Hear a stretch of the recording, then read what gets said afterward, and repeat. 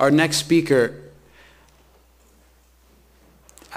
it's like hard, he's such an inspiration, and it starts out for me with the fact that he actually was a rescue ranger and mountain guide on Mount McKinley in Alaska before he did what he did, why he's here. So he's already a total badass. Already a total badass.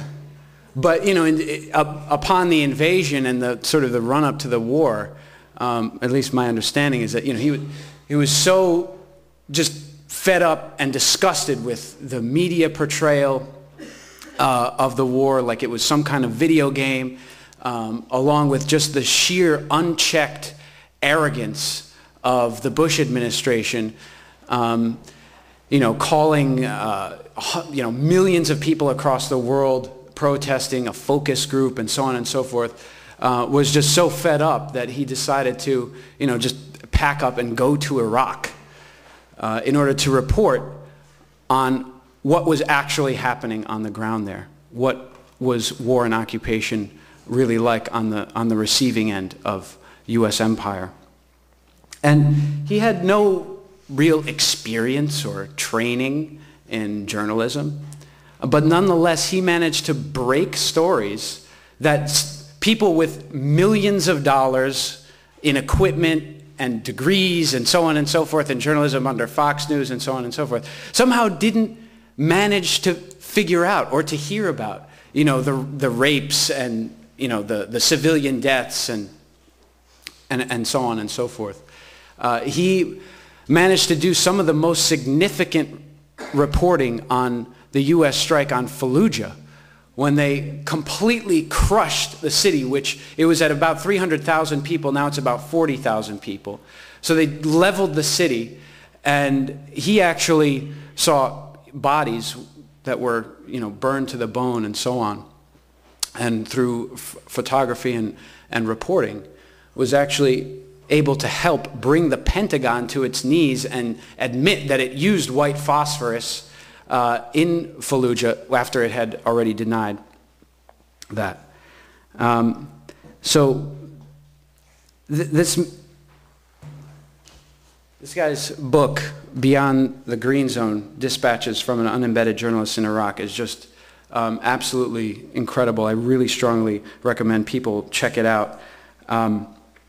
What it really manages to do is give a perspective on both the criminality of the occupation and also a humanization of the Iraqi people themselves. Now, it's atrocious that any person would actually have to be humanized, but since they're so dehumanized in the mainstream media, that's actually something that we need to actively do and be actively anti-racist, which Dahr has been so successful at.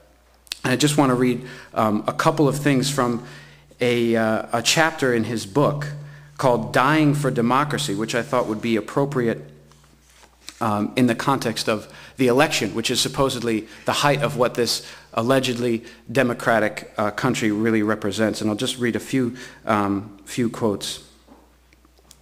A shopkeeper named Saba Rawani said, "The High Commissioner for the election," so this is around the election time, in the first elections after the invasion. The High Commissioner for the election was appointed by Bremer. So how can we have a legitimate election under these circumstances? The election only serves the interest of the occupier, not Iraqis. This is only propaganda for Bush. His sister, Layla Abdul Rahman, a high school English teacher, joined us in the conversation. Baghdad looks like it's having a war, not elections. Our streets are filled with tanks and soldiers, and our bridges are closed. All we hear is bombing all around us. And for the last 2 nights, there have been many clashes that have lasted longer than usual. We should not have had the elections now. Mohammed, a 15-year-old secondary school student, was standing near his home when we approached him. "There is a grave of an old woman they bulldozed," he said. Indicating the adjacent road, he added, "They destroyed our fences, and now wolves are attacking our animals. They destroyed much of our farming equipment, and worse, they cut our electricity." He bent down to pick up a wrapper of an MRE on the ground dropped by the soldiers who had bulldozed the orchard. "We need electricity to run our pumps to be able to irrigate our farms. At the moment, we are having to carry water in buckets from the river instead, this is very difficult for us. They say they are going to make things better for us, but things are worse. Saddam was better than this, even though he executed 3 of my relatives." So that's what occupation looks like. Ladies and gentlemen, Dahr Jamail.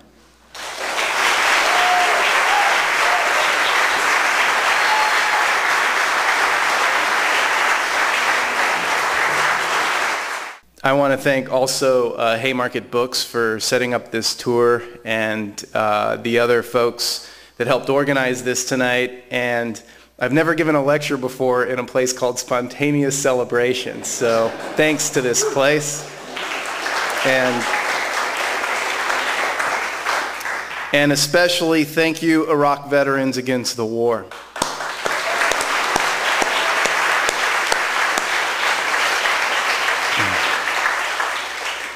I want to talk about veterans in a little bit. The 2 main goals tonight, and they're the 2 main goals I have on this tour, are to counter some of the mainstream propaganda. The first that I want to address is the surge is a success. So you've probably heard, start planning your vacations to Baghdad, sunbathing on the banks of the Tigris. Well, maybe they'll start setting up some 5 and 10K runs, cultural tours, bring the kids, this kind of thing. Because both mainstream candidates are saying that. John McCain, of course, is relying on that propaganda, but even Barack Obama is conceding, yes, the surge does seem to have improved things. So I want to go back in time a little bit and just walk through a few events that have led us to where we are in the current situation in Baghdad today. And to do this, first we need to start with the November 2004 siege of Fallujah. It was the second siege, which did basically level 75% of the city. And that siege, halfway through that siege, military commanders at the time said, whoops, this has effectively spread the resistance around the country, so we need a different tactic. We need to start targeting Sunni leadership. We need to start really implementing this divide and conquer policy. And, this is not a new policy. All empires through history do this. And the U.S. has been doing it for a long time, and not just in Iraq. And they went back in their history, and they found they had the perfect folks to pull this job off. So if we go back in history, Ronald Reagan's ambassador to Honduras from 1981 to 85 was John Negroponte. It's extremely well documented in Senate Intelligence Committee hearings and other sources. He was in deep in the Iran-Contra scandal. He helped set up, facilitate, finance right-wing paramilitary death squads in Honduras that killed tens of thousands of people. His right-hand man down there was a man named Colonel James Steele in the U.S. military, who also was mired deep in the Iran-Contra scandal and helped set up, arm, train, order these same death squads. Again, this is all extremely well documented. You could go home and find it online right now. So fast forward to Baghdad, November 2004, the siege is going on. Already in Baghdad, we're getting lots of reports of all kinds of assassinations happening all over the place. And John Negroponte is the U.S. ambassador to Iraq in Baghdad at that time. And again, his right-hand man is retired Colonel James Steele, whose title is now Counselor for Iraqi Security Affairs. These 2 guys, through the Iraqi Ministry of Interior, using U.S. taxpayer money, are setting up death squads comprised primarily of members of the Shia Badr organization militia, Muqtada al-Sadr's Mahdi army militia, and sometimes the Kurdish Peshmerga. and they implement this strategy. Part of this strategy is also going into mixed neighborhoods, of which in Baghdad, a capital city of 6 million people, there are lots of mixed neighborhoods, Sunni, Shia, and they're going in, and basically if it's a predominantly Shia neighborhood, then those minority Sunnis are getting pushed out, and vice versa. So by January 2005, just before the elections that we just heard a little bit about, then Secretary of Defense Don Rumsfeld, maybe some of you remember this, is quoted in Newsweek magazine is discussing the Salvador option in Iraq. Bob Woodward, who used to be a fine journalist, has recently been in the news talking about things, and there's been this horrible thing happen in Baghdad, but I can't quite talk about it, but eventually you'll hear about it. I wrote about this stuff for Interpress Service over 2 years ago, and some of it's in my book about the death squads, because by January 2005, and this is no secret at all, and anyone over there knew that this was going on, the death squads were already taking their toll. And me and my interpreter, Harb, we got a call from a contact I had at one of the main hospitals in Baghdad, and she just said, "I don't know what to tell you, but you just need to come see this." And so we raced over there. By mid-January 2005, the two morgues in the hospitals of Baghdad, along with the main morgue in the capital, were filled to capacity on a near daily basis.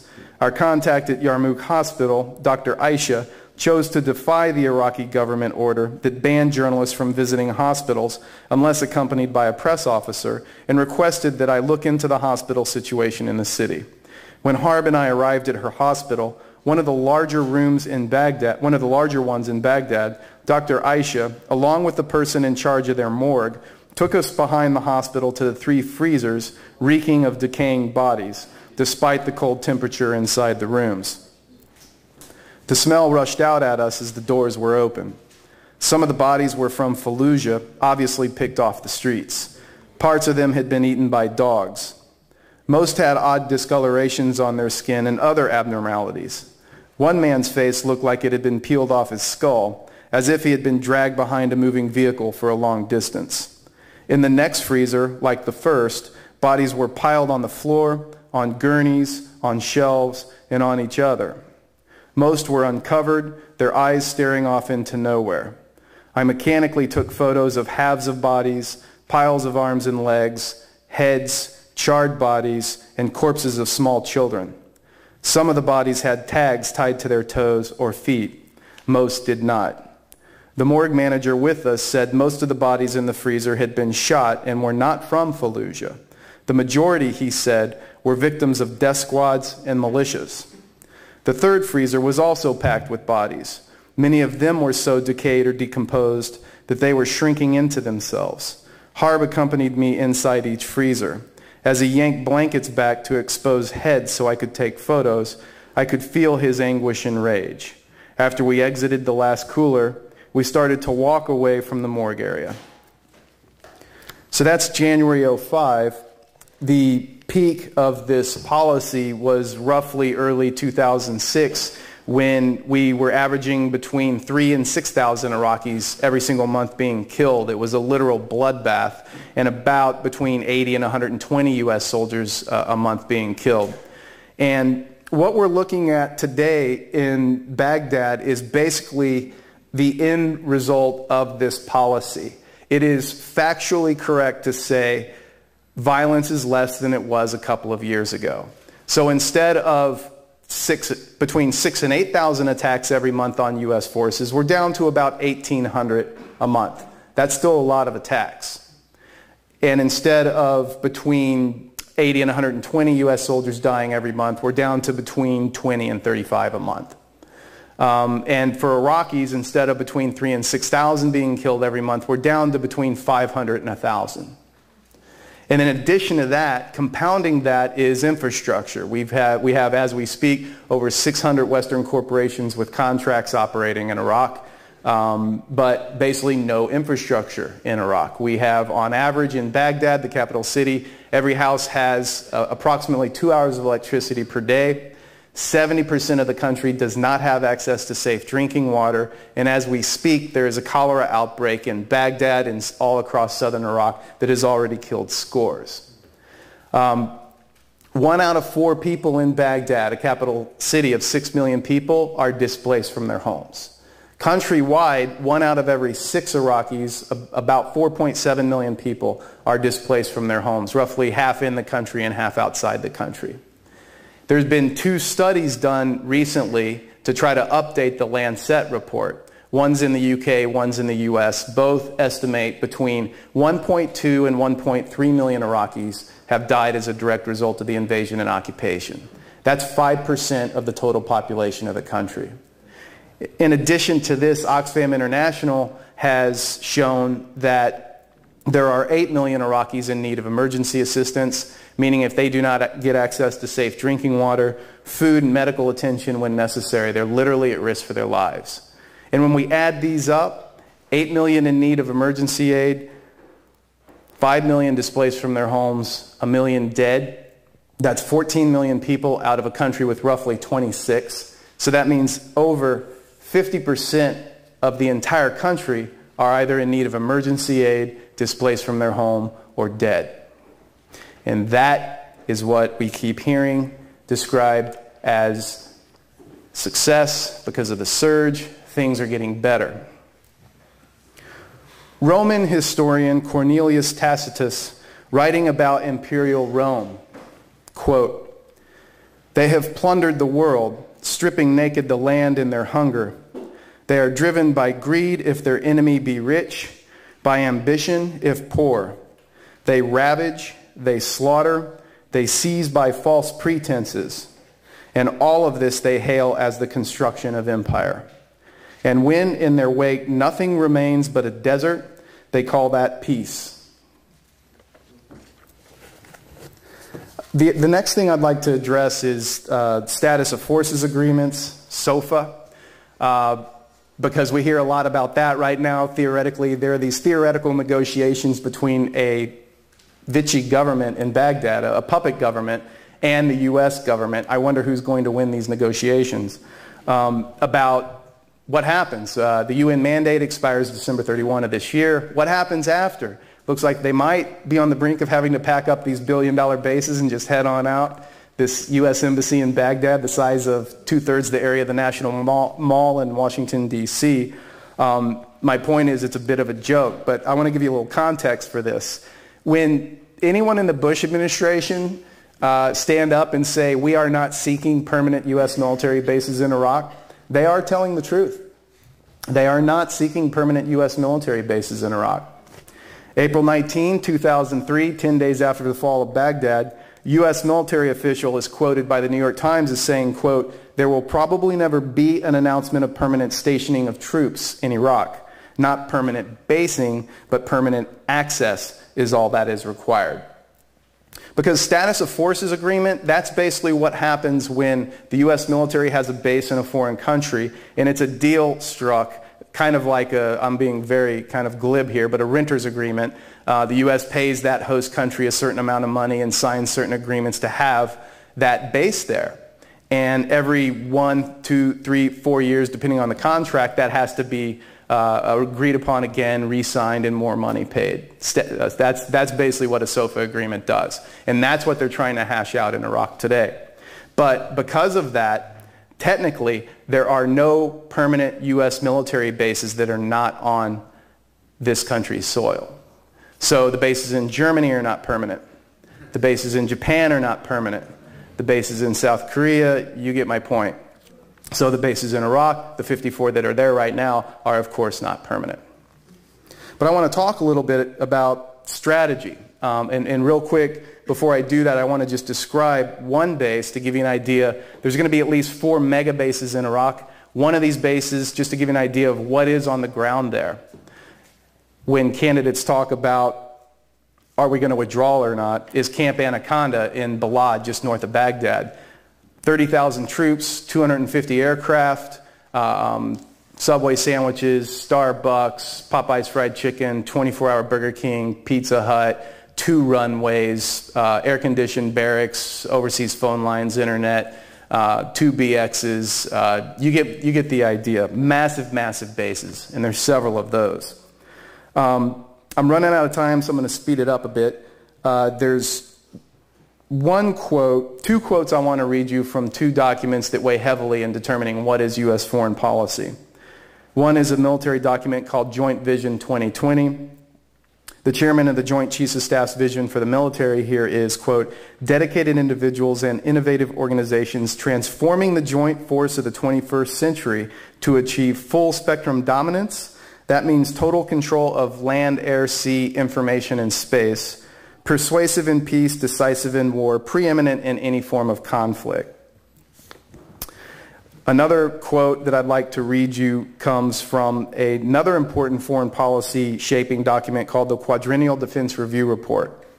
According to this document, there is a stated ability for the U.S. military to fight multiple overlapping wars, as they're doing now, and to, quote, ensure that all major and emerging powers are integrated as constructive actors and stakeholders into the international system. And I always think it's important to read this quote twice, because you wonder, what is U.S. foreign policy? To use the U.S. military, quote, to ensure that all major and emerging powers are integrated as constructive actors and stakeholders into the international system.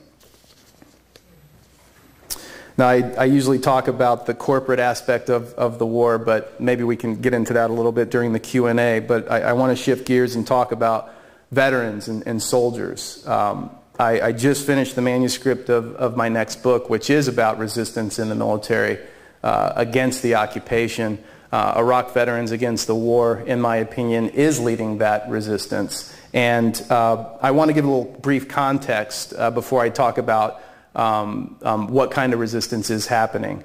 And some of you may have heard of this stuff, some of it, I hope. But to give you an idea of why there is so much resistance, aside from the fact that this is an illegal invasion that contravened the Geneva Conventions, and if you're a soldier and you swear to adhere to the Uniform Code of Military Justice, the United States being a signatory of the Geneva Conventions, you by law, by your oath, should not go participate in this war if you're going to abide by the UCMJ. So that's one reason there's resistance, and there's been people like Aaron Watada stand up and do that, and then people like Camilo Mejia and many others now that are standing up out of moral and idealistic reasons, and law, by the way, to resist the occupation. But there's other reasons. Attrition. As of 2006, 50% of the troops in Iraq are on their second tour, and 25% are on their third or fourth.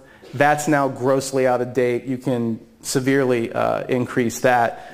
Veterans coming home. Mike talked a little bit about that. Veterans coming home. Every month as we speak, 1,000 veterans that are technically under the care of the VA are trying to kill themselves. And when you come home from Iraq and you need help at the VA, the average wait is 6 months. If you file a claim for disability with the VA and it's rejected, and then you resubmit another claim or appeal it, then you have to wait 4.5 years. Every day, not just with Iraq and Afghanistan veterans, but every day, literally, veterans of all wars, 18 veterans are committing suicide every single day. When you look at homeless people on the street, 1 out of every 4 homeless people on the street is a veteran of some war. So this is another reason why there's a little bit of resistance in the military, and why people are a little bit upset about how they're being used and then how they're being not treated when they come back home. But I can tell you for sure that when I first started this book, I kind of questioned it, and I was like, is there a book? Is there enough for a book? Because I really haven't heard all that much. But when I started interviewing people and started investigating and started digging deeper, I actually had, my biggest problem with the book was lack of space. There is a lot of resistance. The brunt of it is passive. We have a situation where most people either are not joining the military now, or not re-enlisting, or going AWOL. So we have a situation where, according to the Pentagon, we've had over 45,000 people go AWOL. But we don't usually hear about this. And we don't hear about the search and avoid missions in Iraq that happened just like they did in Vietnam. There have been some fraggings in Iraq. We don't usually hear about those. There's been some mutinies. We don't usually hear about those. But there are, every single day, this stuff's happening right now as we speak, and it is increasing. And the support structure back here, again, thanks in large part to Iraq Veterans Against the War, it is basically laid out. This is the second, as Mike said, Boston now has the second IVAW house in the country. The other one's in D.C., and there's talks of several other to be forming up, likely within the next year. The second GI coffee house is about set to open out by Fort Lewis in Washington State. And IVAW has increased in size. I believe it's over 40% in just the last year alone. So it is really starting to happen, and the ground is dry, and there are several potential sparks coming as far as deepening military adventures in the Middle East that would certainly lend the situation to better recruiting, certainly for folks like IVAW and other folks that want to start resisting. A little history just for potential. In Vietnam, by the end of that war, half the troops on the ground would not follow orders. It's kind of difficult to fight a war when half your army on the ground is not following your orders. Also in Vietnam during Operation Rolling Thunder, 2 of the United States' 14 aircraft carriers were taken offline by sabotage from the soldiers themselves inside those aircraft carriers. So this country has a very rich history of resistance, both among civilians and certainly among the U.S. military. And I think it is a matter of time before that may well happen again and be a key component of ending this occupation. The thought, I want to go ahead and wrap up, and the thought that I want to leave people with is this. I decided to go to Iraq basically because I was really, really angry, and I was a bit more angry than I was afraid. And I just felt like I was going to go over there and write some emails back home to my climbing buddies in Alaska mostly, so I could go back home and sleep better at night and just go back to my life of climbing and traveling and having a good time. And obviously the universe had other ideas. Here I am, 5 years later. I've written a book. I've just finished a second book. I've written for a lot of big outlets around the world, and the momentum continues. And so my point is, if a guy with no journalism experience can go over and do what I did, certainly you too can make a difference in whatever you care about and whatever you want to start fighting for and fighting against this system to protect. Whether it be climate change, here's a good one. As of a few months ago, scientists were saying probably within 50 years, the North Pole is going to be ice-free in the summer. Well, they just readjusted that recently, 5 years. That's a pretty good topic to get involved in. Kind of important. Or you can, lighten up a little bit and go for one occupation or another. Or keeping genetic engineering out of our food, healthcare. Pick one, right? There's no shortage of things to get involved in. But, the thing is that it's not about, for a while I used to go around and talk about that, it's about being a good citizen and it's our civic duty and a democracy, but I had to get a bit more real because this is an empire in the state of collapse. And it is falling down as we speak. The snake is eating its own tail. And I think it's just a simple matter of if you're not already active in fighting for something that you believe in or working to make things better in this world in some way, we're long past that time to get active. But the time to get active and be active is right now. And if you're already active, it's time to redouble your efforts. And it's because out of simple humanity, for me, it's a fierce humanity that I am not going to sit by and watch what's happening, what's being done by these so-called politicians in the interest of corporations for the most part, literally destroying the world. I am not going to just sit by and watch that happen. And I don't think you want to do that either. And at the end of the day, when it's 20, 30, 40, 50 years from now, and some little kid walks up and says, wow, you were around in 2008. There was still a North Pole. There were these occupations going on. There was so much going on that needed our attention, your attention. What did you do? Did you do anything? And I want to be able to say, yeah, I fought like hell. I fought for a lot of years. and this is what I did. And I'm going to be able to say that. And I hope that you're going to be able to say that too. Thanks. Thanks, man.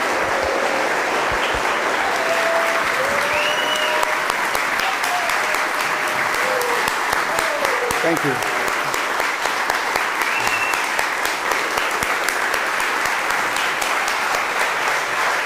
Dahr Jamail. Thank you.